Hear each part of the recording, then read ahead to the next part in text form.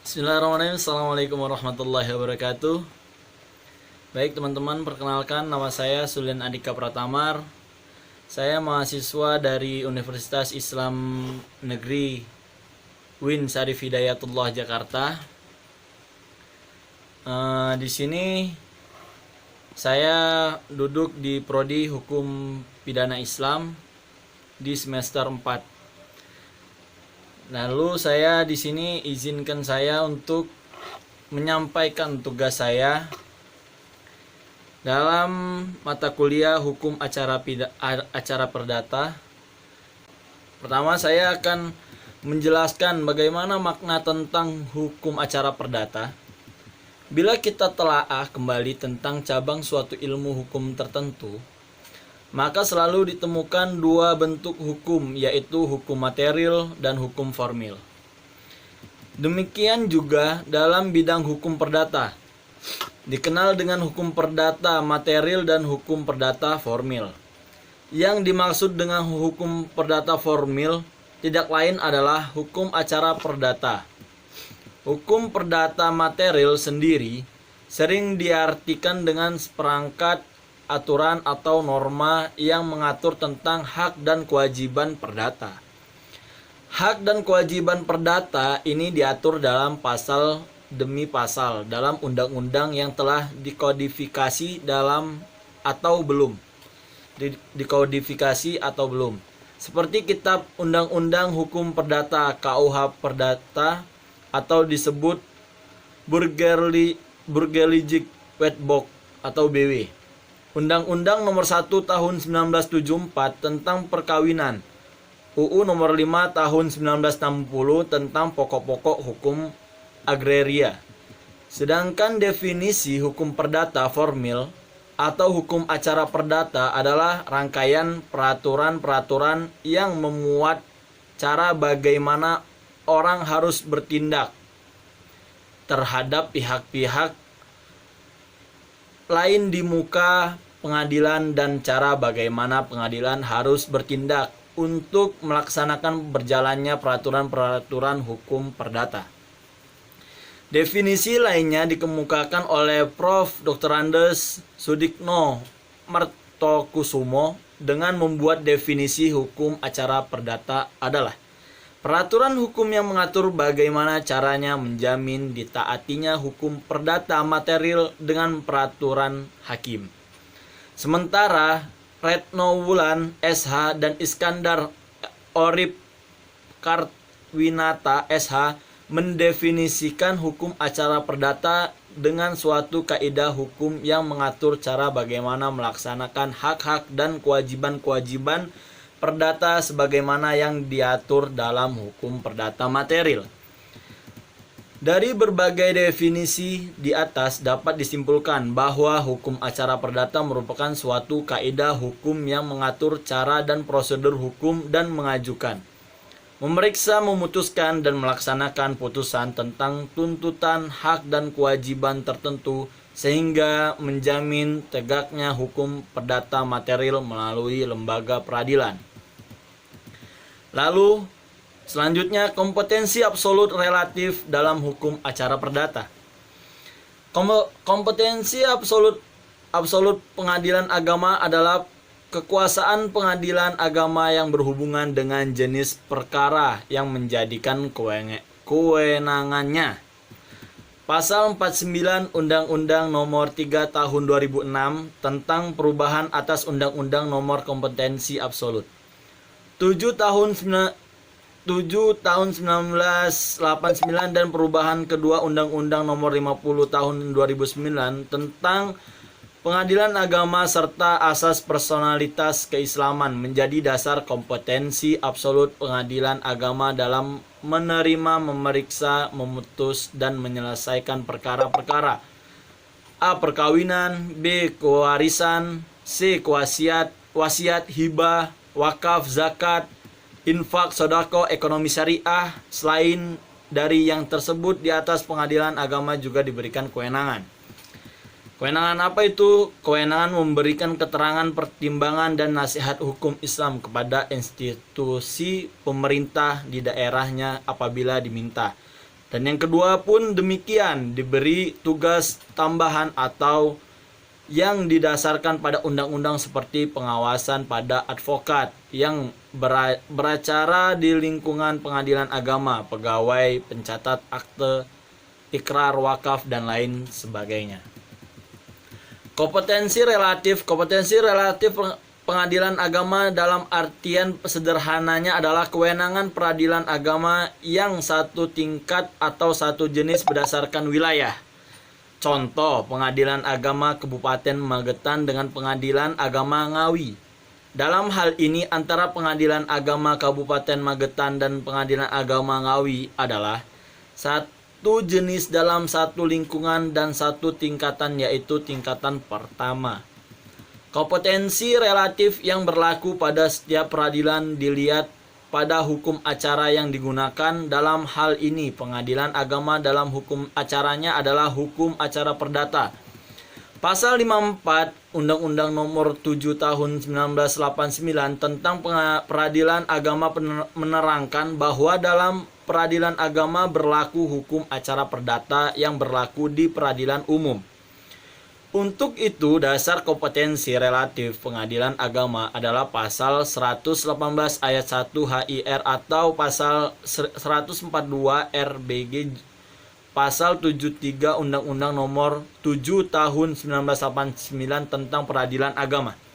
Pasal 118 ayat 1 HIR menyatakan bahwa suatu gugatan itu harus diajukan sesuai dengan daerah hukum tergugat berada, namun dalam hal ini ada pengecualian sebagaimana dalam pasal 118 ayat 2, 3, dan 4, yaitu apabila terdapat dua tergugat, maka gugatan boleh diajukan pada salah satu dari dua daerah tergugat berada.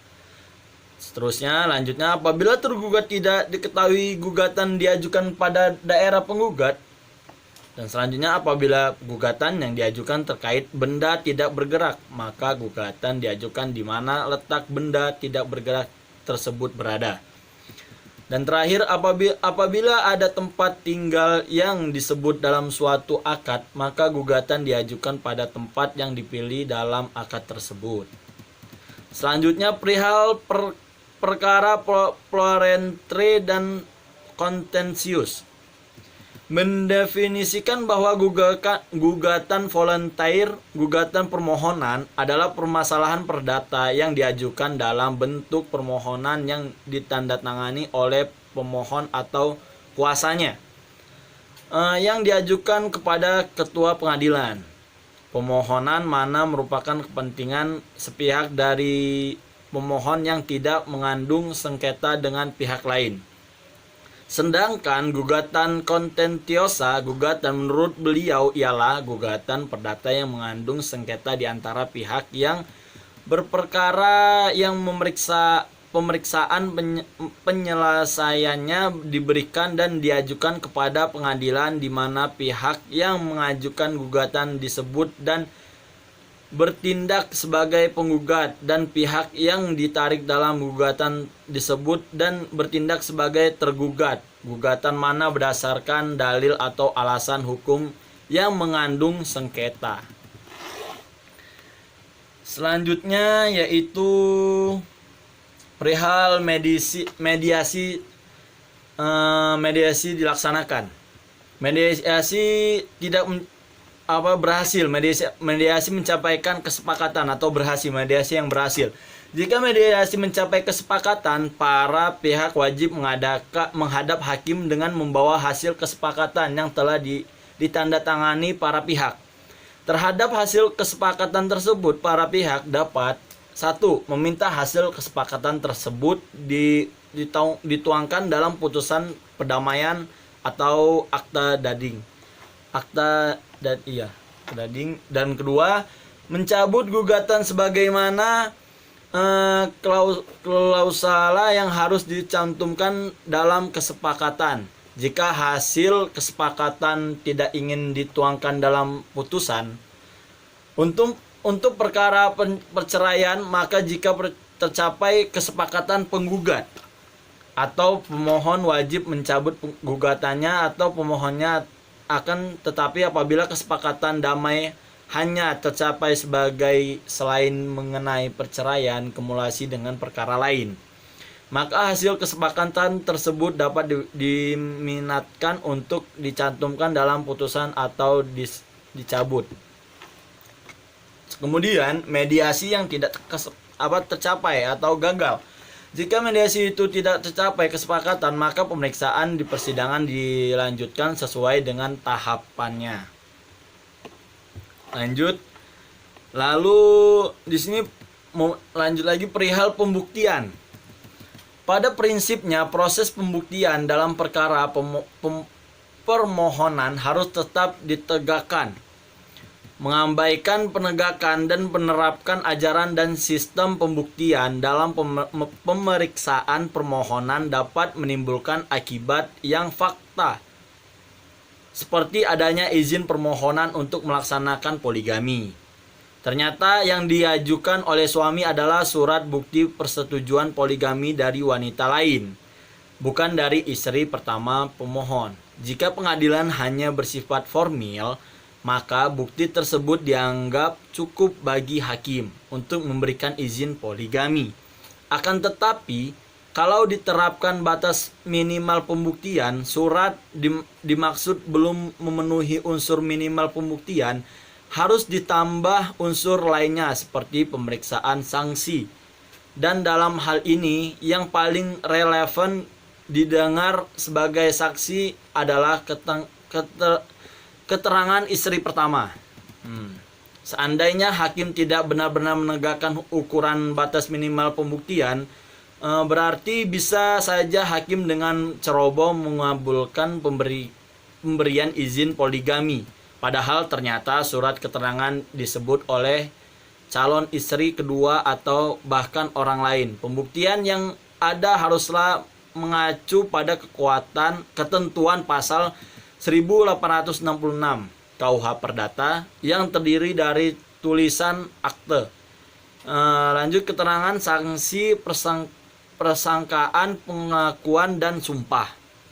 Dan terakhir pembahasan ini tentang putusan tentang acara perdata.